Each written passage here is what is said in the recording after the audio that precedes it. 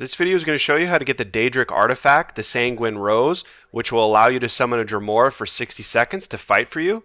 And you get this staff from the A Night to Remember quest. So to acquire this quest, you first need to be at least level 14. If you're 14 and up, you'll be able to activate this quest.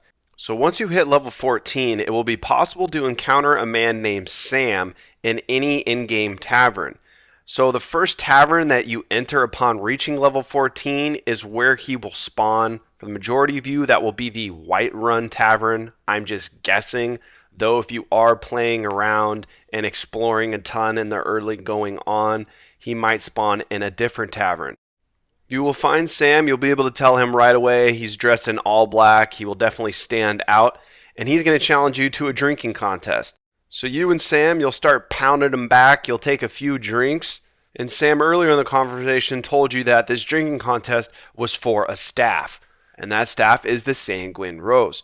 After winning the drinking contest, Sam will comment that, hey, you don't look so good, and then you will go to a loading screen and you will wake up in the Temple of Dibella in Markarth. So upon waking up, you'll start to get yelled at, and you have no idea what happened the previous night, and then that will start the quest, A Night to Remember. Find Sam, find the staff. So you'll be talking to her, and you're going to want to find out some more information. And a lot of the steps in this quest can actually get skipped. So you can try and persuade her, or you can pay her gold. I try to persuade her, but my speech isn't good enough yet, as I am only level 21 so far. I would not pay her any gold. All you simply have to do is pick some items up around the temple that you kind of left behind and trash the place. There's some wine, there's a little supply list from Sam of how to fix the broken staff, and then you'll find a giant's toe on the ground as well. So don't pay her any gold or anything like that. Try to persuade her, but if that doesn't work, just simply pick up these items and you'll be able to talk to her again. She will then share with you that you talked about Rorickstead in your drunken state. So next step, we're going to have to travel to Rorickstead, and you see it sits about halfway in between Markarth and Whiterun. So it's pretty deep if you have not discovered it yet, which I had not. So once you reach Rorickstead, well, they're pretty pissed at you. And you can skip the majority of the little side things that you do have to do in this quest. So basically what happened is you stole this dude's goat, and he's friggin' pissed about it. And we sold it to a giant, and he will ask you to go and get her back. But you don't have to do this. You can either intimidate him, you can pay him some gold. So you'll be able to do this with each person you'll find. So I can intimidate him, I can try and persuade him, or I can pay for the goat.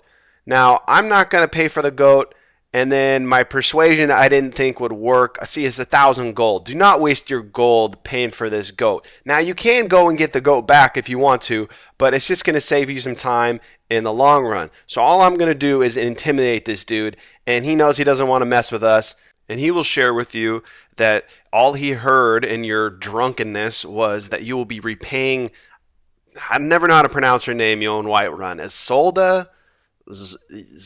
Zolda? I never know how to pronounce this girl's name. So you'll go back to Whiterun and you will talk to her, and then she will say, I've been patiently waiting for you, but you still owe me. And then you're going to inquire, how much do I owe you?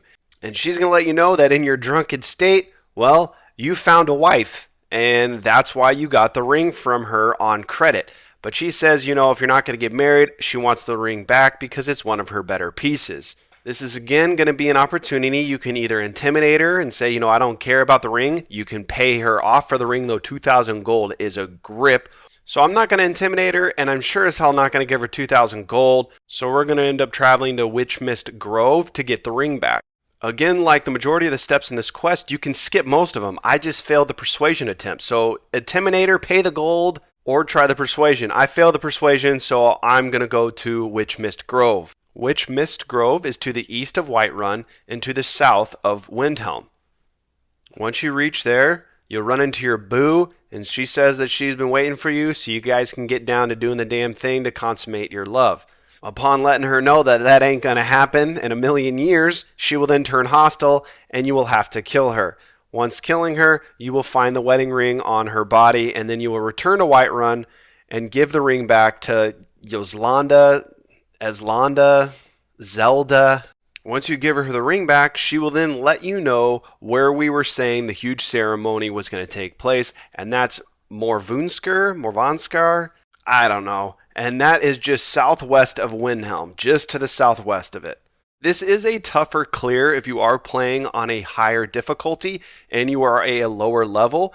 So just be aware of that. Make sure you got, potions, you got your best weapons, your best armor. If you have a follower, bring them along. They'll be super helpful. I mean, you can obviously just change the difficulty setting to the easiest if you'd like to. But if you are playing on a higher difficulty, just make sure you're prepared. You see all those red dots on my radar. There's a gazillion mages in this place, and they will wreck. I mean, you'll see here, there's a ton of them, and they're going to do a lot of damage to my health. I mean, they're eating it up. These dudes with the friggin' fire attacks just absolutely destroying me. So once you take out the mages outside, you're then going to head inside. Now, you can try and sneak past all of them and then head inside if you want to, but you might as well take those guys out, loot their bodies, get some stuff. Upon entering it, there's going to be more mages. Now, you can ignore this first level if you want, though I would suggest clearing out this room to my right because there is a smithing book that will give you 1 level in smithing. So if you want to just ignore this, just head to the left down those steps, but I am going to clear this side out. So after you clear out the right side of the room, the skill book is over here on the table, and that will increase your smithing. So after you either do that, or if you skip that room entirely just to continue on, you will be heading down these steps, and that's going to take us down to a lower level, where again, there's going to be a ton of mages.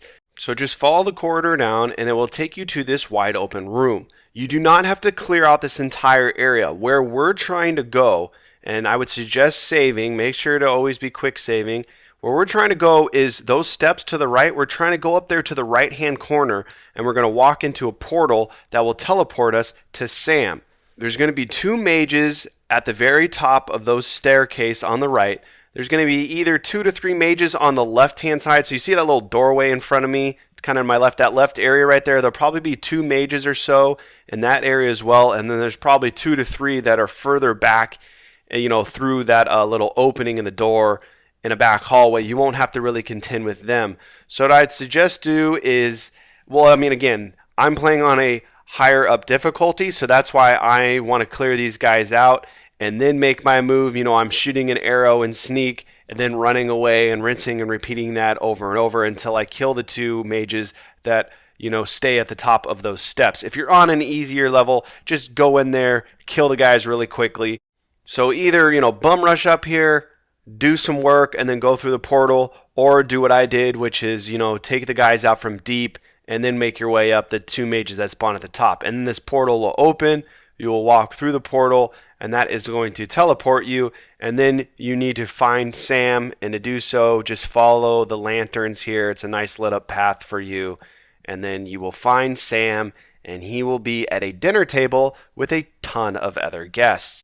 And we will find out that Sam is not exactly who we think he is. Sam is actually Sanguine, the Daedric Lord of Debauchery. And he just lets you know, he had a blast last night. You can say, so it was just a prank, and then he'll, it's just a prank, bro. And he will give you the Sanguine Rose, and he will teleport you back to Skyrim. So once you're back, you got the Sanguine Rose, equip it and check it out. Like I said, it's a great item to have because you can summon a Dremora, and you see him, he's charging in there, and he will battle for you for 60 seconds.